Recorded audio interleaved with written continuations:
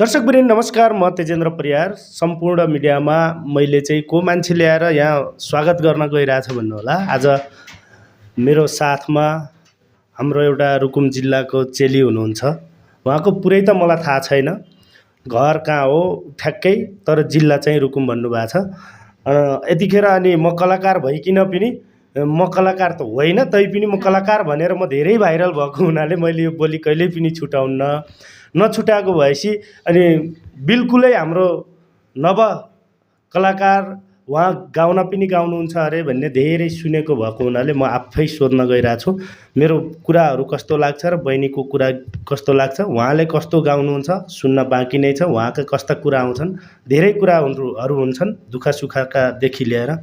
सम्पूर्ण कुरालाई तपाईँहरूले अन्तिमसम्म हेरिदिनु होला भन्दै म स्वागत गर्न चाहन्छु। अरू परिचयबाट उहाँ आफै परिचय दिनुहुन्छ। स्वागत छ सम्पूर्ण मिडियामा हजुरलाई। धन्यवाद। नमस्कार, म रिया सुनार, पश्चिम रुकुमबाट। अहिले त काठमाडौँ हुनुहुन्छ नि हजुर है?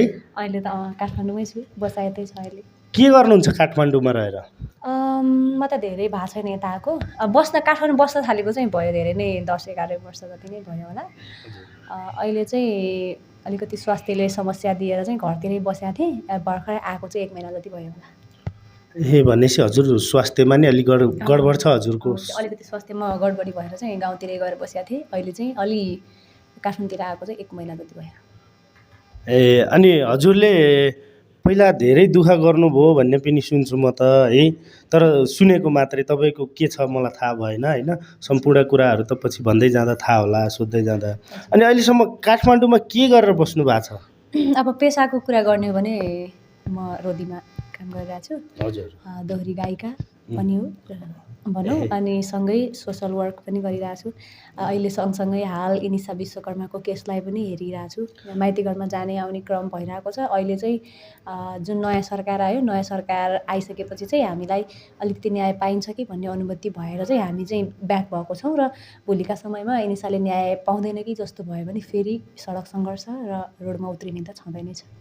अहिलेका नयाँ सरकार त आउनु भएको छ। तपाईँको प्रदेशबाट जितेर आउने, तपाईँको क्षेत्र नम्बरबाट जितेर आउने, प्रतिनिधित्व गरेर आउने को हुनुहुन्छ, चिन्नु भएको छ? अब हाम्रोबाट चाहिँ उठ्नु भएको भनेको मेरो बसाइ चाहिँ रुकुम हो। खासमा मेरो घर भनेको चाहिँ जाजरकोट हो। अनि बच्चैदेखि रुकुम बसेको भएर मलाई रुकुम नै भन्न आउँछ। रुकुमबाट चाहिँ स्वतन्त्र पार्टीबाट को उठ्नु भएको छ भने चाहिँ थाहा छैन। जाजरकोटबाट चाहिँ राघवजी उठ्नु भएको थियो तर जित्नु भएन। त्यहाँ जाजरकोटमा अलिकति किनभने ठाउँै त्यस्तै विकट ठाउँ भएको भएर पनि अलि पहाडी भूभाग पनि हो, त्यही भएर जित्नु भएन होइन। तर तपाईँलाई प्रतिनिधि त्यहाँको को हो भन्ने थाहा भएन है? र घन्टीलाई चाहिँ एकदमै सपोर्ट गरेको भएर घन्टीको बारेमा चाहिँ थाहा छ। अरूको बारेमा चाहिँ थाहा छैन। अरू पार्टी थाहा छैन? अरू पार्टी चाहिँ मलाई थाहा छैन। घन्टीको चाहिँ एकदमै धेरै सपोर्टर पनि हो म। त्यो कारणले गर्दा मैले अहिलेसम्म 24 वर्षको भएँ, मैले अहिलेसम्म कुनै पनि पार्टीको सदस्यता लिएको पनि थिइनँ। अहिले चाहिँ घन्टीको एकदमै ठुलो सपोर्टर हो म चाहिँ। त्यो कारणले गर्दा घन्टीबाट उठेको चाहिँ थाहा छ। अरूकोबाट कहाँ उठ्नुभयो भन्ने थाहा छैन। याद राख्नु पनि के याद राख्नु होइन, देश लुटेर हिँडिरहेकालाई के याद राख्नु भनेर नराखेको। ओहो, भनेपछि अलि तपाईँ कडै जस्तो लाग्यो मलाई। अब समय र परिस्थितिले चाहिँ कडै बनाएको छ भनौँ न। माइती घरमा खास तपाईँ कसको विरुद्धमा न्याय आओस् भनेर जानुभएको छ र अनि माइती घरमा अनि कतिजना पीडित हुनुहुन्छ तपाईँको पक्षमा, तपाईँले चाहिँ न्याय माग्ने पक्षमा? यस्तो छ, इनिसा विश्वकर्माको केसलाई लिएर धेरैजना आउनु भएको छ। हामीले चाहिँ जब माइतीघर मण्डलामा गयौँ, माइतीघर मण्डलामा गएर जब हामीले सडक सङ्घर्ष समिति क्रिएट गरेर सङ्घर्ष गर्दै गर्दा धेरैजना जोडिनु भएको छ हामीलाई साथ सपोर्टको लागि चाहिँ। अब हामी रेगुलर गरिरहेको भनेको म लगायत हाम्रो सडक सङ्घर्षको साथीहरू हुनुहुन्छ। हामीले चाहिँ इनिसा विश्वकर्माको न्यायको लागि चाहिँ खासमा सडक सङ्घर्ष बनाएको। इनिसा विश्वकर्मासँगै धेरै केसहरू आए क्या, त्यस्ता पीडित चेलीहरू जो बलात्कारपछि हत्या भएका, बलात्कारपछि न्याय नपाएका कति छोरी चेली छन् जो बाहिर निस्किनै सकेका छन् क्या। युनिसा विश्वकर्मा बहिनीको विषयमा त तपाईँको कसले पेस गरेको छ यो मुद्दा? यहाँ भन्दा पनि सुर्खेतमै छ, पीडित परिवारले नै गर्नुभएको छ। यहाँबाट चाहिँ हामीले सरकार गुहारिरहेको हो क्या, हाम्रो राष्ट्रिय स्वतन्त्र पार्टीको खगेन्द्र सुनारजी धेरै अगुवा हुनुहुन्थ्यो। खगेन्द्र सुनारजीले पनि धेरै सपोर्ट गर्नुभएको छ नि यो केसलाई त। जसरी भए पनि न्याय चाहिँ पाउनुपर्छ भनेर उहाँले त धेरै सपोर्ट गर्नुभएको छ। एउटै समुदायको हिसाबले पनि उहाँले त छिटो न्याय। यस्तो हो, अब यो नारी पीडित भनिसकेपछि, बलात्कारपछि हत्या भएका जुनसुकै पनि नारीहरूको चेलीहरूको विषयमा आवाज उठाउनु पर्दाखेरि चाहिँ त्यो एउटै समुदायको भन्दा पनि पीडितको त भन्ने चाहिँ हुनुपर्छ जस्तो लाग्छ मलाई चाहिँ होइन खगेन र सुनार कस्तो लाग्छ तपाईँलाई? होइन एकदम बेस्ट लाग्छ मलाई त म त माइती भन्छु उहाँलाई त माइती भनेर बोलाउँछु मलाई पनि चेली भन्नुहुन्छ एकदमै भेट्नु भएको छ? बन्डिङ हाम्रो एकदम राम्रो छ नवराज विकको केस पनि हेर्नु भएको थियो नि त उहाँले थाहा छ। नवराज विक पनि मेरो भाइ हो नि त मेरो ठुलो बुवाको छोरा हो अनि त्यो कारणले गर्दा एकदमै राम्रो बोल्नु छ माइती भन्छु म त हरेक कुरामा मलाई साथ सपोर्ट गर्नेदेखि लगेर एकदमै पोजिटिभ भाइब्स दिनुहुन्छ खुसी लाग्छ अब हाम्रो समुदाय लगायत पनि हामीले चाहेको मान्छेलाई हामीले ठाउँमा देख्न पाएको छौँ राम्रो काम गर्नुहोस् होइन अब हामीले जे तपाईँमा आशा राखेका छौँ त्यो चाहिँ तपाईँले गर्नुहोस् भोलिका दिनमा तपाईँबाट घात चाहिँ नहोस् हामी दुःखी हुन नपरोस् तपाईँलाई एउटा म गीत गाउन भन्छु हाम्रो जस्तै बलात्कारित भएर चाहिँ यो ज्यान गुमाउनेहरूको लागि तपाईँले एउटा उहाँहरूको लागि हार्दिक श्रद्धाञ्जली स्वरूप एउटा गीत गाइदिनुहोस् न है। यस्तो अहिले एकदमै स्वास्थ्यले साथ पनि नदिएको अवस्था छ उहाँहरूको विषयमा गीत गाउन अलिकति सबै कुरा सोचेर क्रिएट गरेर अब त्यसलाई बनाएर गाउने हो अहिले भर्खरै सोचेर अहिले भर्खरै त कसरी गाउनु नै भन्नाले अनि त्यस्तो तपाईँ अलिकति समाजमा चाहिँ घटेका घटनाहरूलाई ल्याएर तपाईँ अब होइन एउटा समितिहरू नै बनाएर हामी रोड समितिबाटै अगाडि बढ्छौँ हामी धेरै जम्मा भइसक्यौँ भनिसके पछाडि केही न केही तपाईँको दिमागमा घुम्ला जस्तो लाग्छ होइन घुम्छ नघुम्ने होइन तर पनि त्यो विषयमा बोल्दा गाउँदा अलिकति सोचेर बुझेर त्यसलाई राम्रोसँग क्रिएट गरेर गाउने हो अरू कुनै विषयमा गाउन त त्यो विषयभन्दा फरक विषयमा ल तपाईँले होइन अब धोका दुखा त खानु भएको छैन पाउनु भएको छैन मलाई थाहा छैन तपाईँको के छ है आइम सरी मैले भनिहालेँ धोका दुःख त जसले नि खाएको हुन्छ अहिलेको अब यो सोसल वर्कको कुरालाई पछाडि राखौँ हामी आफ्नो व्यक्तिगत जीवनमा जाउँ होइन त्यही व्यक्तिगत जीवनमै मैले सोचिरहेको कि व्यक्तिगत जीवनमा जाउँ धोका दुःख पीडा भन्ने कुरा त मलाई जहाँसम्म लाग्छ मान्छे जन्मिसकेपछि नै जब मान्छे 9 महिना गर्भमा रहेर धरतीमा खसिने सङ्घर्ष नै हो क्या त्यसपछि मान्छेको जिन्दगी सङ्घर्ष नै हो बिस्तारै हिँड्न सिक बामे सर होइन भित्ता समाऊ सङ्घर्ष गर लड फेरि उठ कहिले यता घाउ लाग्छ कहिले उताबाट जब 6 महिना वर्ष दिन भइसकेपछि नै मान्छेको जीवन सङ्घर्षमै बित्छ क्या खाना सङ्घर्ष गर हिँड्न सङ्घर्ष गर उठ्न सङ्घर्ष डुल्न सङ्घर्षमै बितिरहेको हुन्छ मान्छेको जीवन भनेपछि दुःख र सङ्घर्ष नभएको मान्छे संसारमा कोही पनि हुँदैन मेरो पनि छ म कुनै दिन समय धेरै भयो राम्रो भयो लामो भयो भने सुनाउला त्यसो भए तपाईँले भोगेका सङ्घर्ष मध्येको एउटा मिठो गीत सुनाउनुहोस् न सङ्घर्ष नै भोगेकालाई धेरै मिठा गीत आउँछ भोकल त्यति राम्रो नहोला धेरै टाइम भयो तर पनि एउटा ट्राई गर्छु है त हिजो कसैले रुवायो आज पनि तिमीले रुवायौ भइगो मलाई कोही पनि चाहिँदैन सिन्दुर चुरा नजानी धोरा समाजबाट लुकाएर के भोरा अब पिराती लाइदैन हिजो कसैले रुवायो आज पनि तिमीले रुवायौ भइगो मलाई कोही पनि चाहिँदैन हिजो कसैले रुवायो आज पनि तिमीले रुवायौ भइगो मलाई कोही पनि चाहिँदैन धन्यवाद वा तपाईँ त मान्छे जस्तो त्यस्तै भोइस रहेछ नि खै अब धन्यवाद हजुरलाई ल हेर्नुहोस् दर्शकवृन्द म भर्खर मात्रै उहाँलाई भेटाएको एउटा मात्रै सुने मैले उहाँको भोइस कस्तो राम्रो लाग्यो भने हाम्रो बहिनीलाई तपाईँ हाम्रो सबैको बहिनी चेलीलाई अगाडि बढाउने काम सबैको हुनेछ अनि तपाईँले कतिजनालाई धोका दिनुभयो या तपाईँले कतिजनाबाट खानु म प्रेममा एकदमै हारेको मान्छे हो म कसैलाई रुवाउनै सक्दिनँ किनभने मैले रुनुको पीडा आफूले महसुस गरेको छु रुवाईको पीडा र आँसुको पीडा मैले महसुस गरेको छु मैले भने नि म समाजसेवा सामाजिक अभियान हरेक कुरा गरेर हिँडेको मान्छे हो म पुलिसको गोलीदेखि पनि नडराउने मान्छे म प्रेममा डराएर प्रेममा हारेको छु प्रेममा हार्नुभयो एकदमै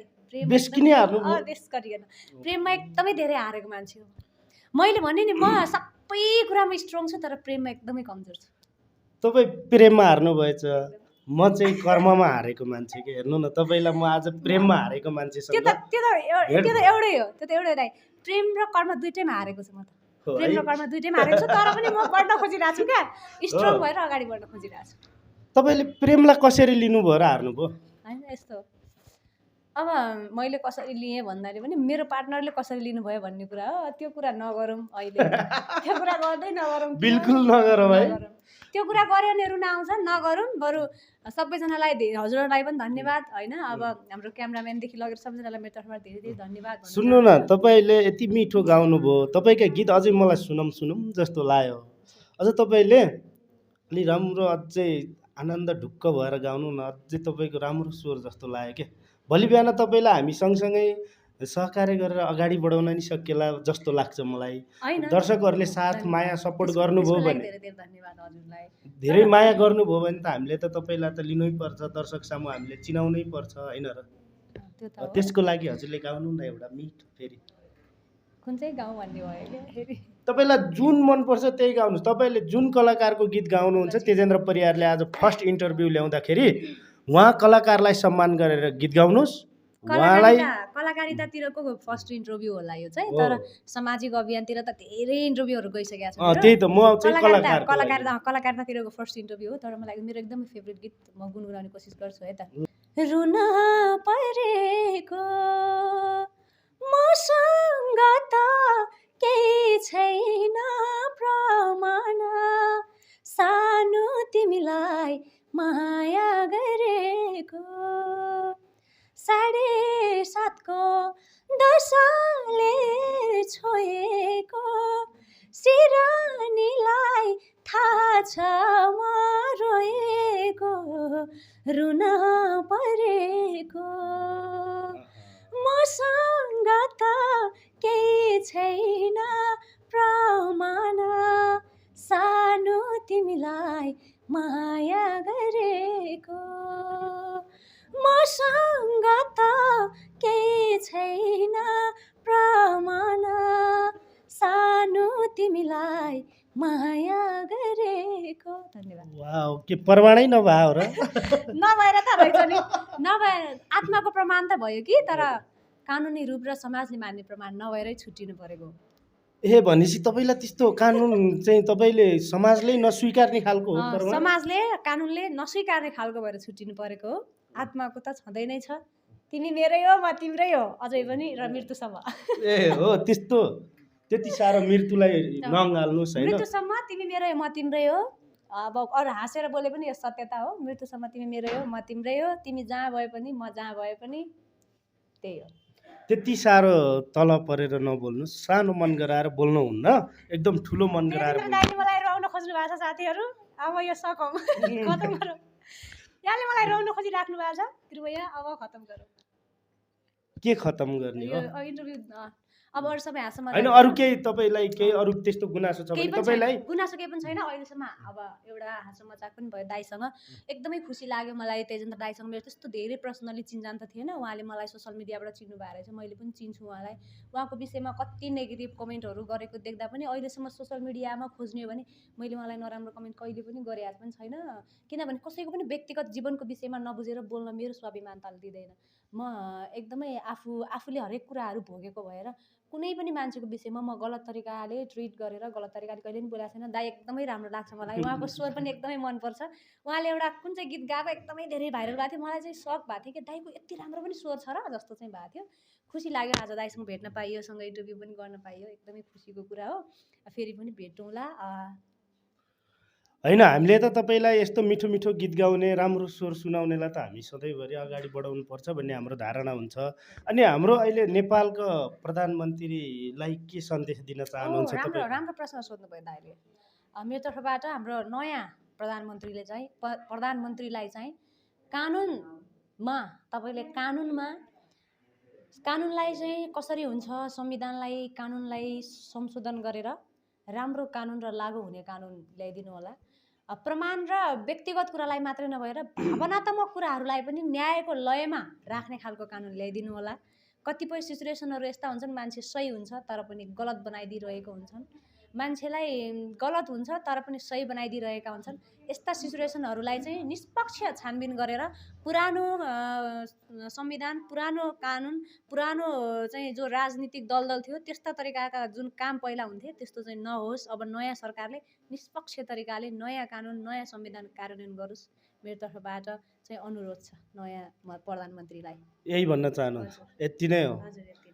अनि तपाईँलाई भोइस सुनेर तपाईँलाई गीत गर्छु म बहिनीसँग भनेर भन्नुभयो भने तपाईँ गीत रेकर्ड गर्न मेरो भाग्यको कुरा हो त्यो त।